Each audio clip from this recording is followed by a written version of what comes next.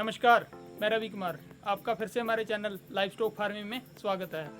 तो आज की जो हमारी वीडियो है वो बकरी पालकों के लिए है, या जिसने बकरी पालन का नया काम शुरू करना है, या जो बकरी पालन कर रहे हैं। तो उनको आज के हम बताएंगे बकरियों की डिवर्मिंग कैसे कर सकते हैं, उसका सही समय क्या होता है और बकरियों की डिवर्मिंग क्यों ज़रूरी होती है और कैसे करनी होती है। इस वीडियो को शुरू करने से पहले यदि आपने हमारे चैनल को अभी तक सब्सक्राइब नहीं किया है तो आप इसे सब्सक्राइब कर लें, जिससे आपको हमारी नई वीडियो की नोटिफिकेशन मिलती रहेगी। तो सबसे पहले जानते हैं कि डिवर्मिंग क्या होती है। तो बकरियों की पेट के कीड़े मारने की प्रक्रिया को डिवर्मिंग बोला जाता है। जैसे आपने देखा होगा कि आप अपनी बकरी को बहुत अच्छी खुराक दे रहे हैं या बहुत अच्छा चारा दे रहे हैं या फीड दे रहे हैं, लेकिन फिर भी वो ग्रोथ नहीं कर रही है। या कई बार क्या होता है, आपने देखा होगा कि उसके अचानक ही गर्दन के नीचे सोजिश आ जाती है और आंखों से आंसू आने लग जाते हैं, या फिर दिन प्रतिदिन कमज़ोर होती है। तो ऐसा पेट के कीड़ों के कारण होता है, इसलिए इनको ख़त्म करना बहुत ज़रूरी होता है। क्योंकि यदि आप इनको ख़त्म नहीं करते हैं तो आप अपनी बकरियों को जो भी खुराक देते हैं वो उनके कीड़े खाने लग जाते हैं और उनकी ग्रोथ नहीं होती। तो आइए जानते हैं इनकी डिवर्मिंग कैसे की जाती है और इनकी डिवर्मिंग करने का सही समय क्या होता है। तो सबसे पहले यदि हम बात कर लें, आपको डिवर्मिंग, यदि आपके घर में कोई बकरी ने बच्चा दिया है तो सबसे पहली डिवर्मिंग उसके जन्म से 1 महीने के बाद करनी है। फिर आपने 20 दिन के बाद बूस्टर डोज देनी है। उसके फिर आपने 1 महीने के बाद दोबारा डिवर्मिंग करनी है और फिर उसके 1 महीने के बाद दोबारा करनी है।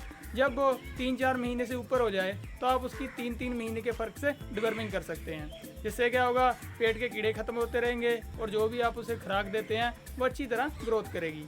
इसके साथ साथ आपने यह भी ध्यान रखना है कि आप जब भी डिवर्मिंग करेंगे तो हर बार आपने साल्ट बदलना है। क्योंकि साल्ट, यदि आप एक ही साल्ट का बार बार प्रयोग करते रहेंगे तो उससे कीड़े, उनकी आदत हो जाती है और वो कीड़े ख़त्म नहीं होते। तो आपने इस बात का भी खास ध्यान रखना है। तो इसके लिए मार्केट में अलग अलग दवाइयाँ आती हैं। जैसे कि हम बात कर लें एल्बोमार ल्यूकेट के बारे में, जिसमें अल्बेंडाजोल साल्ट होता है, या हम बात कर लें फर्मेंडाजोल साल्ट के बारे में। इसके बाद क्लोजेंटल साल्ट की दवाई भी आती है, या फिर निल्सन दवाई भी आती है। तो ये अलग अलग दवाइयाँ अलग अलग कंपनी की तरफ से होती हैं। उनको देने का तरीका बकरी के भार के हिसाब से होता है, क्योंकि कुछ दवाइयों को 10 किलो भार के मगर 1 ml देना होता है। ऐसे ऐसे आपने हर बार दवाई को देने से पहले यह ध्यान रखना है कि उसको कितने भार के मगर देना है, और यह दवाई के ऊपर लिखा होता है। आप उसी हिसाब से इसका प्रयोग कर सकते हैं और आप कोई भी किसी भी कंपनी की दवाई प्रयोग कर सकते हैं।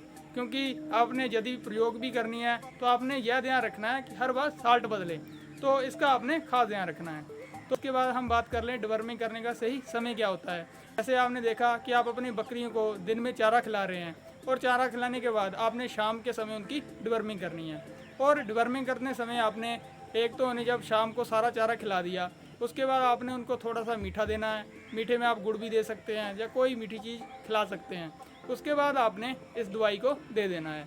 जिससे क्या होगा, वो कीड़े इकट्ठे होते हैं और फिर हम उसको जब दवाई का प्रयोग करते हैं वो नष्ट हो जाते हैं। यदि आपके जानवर को कोई पेट की समस्या है या जैसे दस्त की समस्या है तो वो भी इनसे ख़त्म हो जाती है।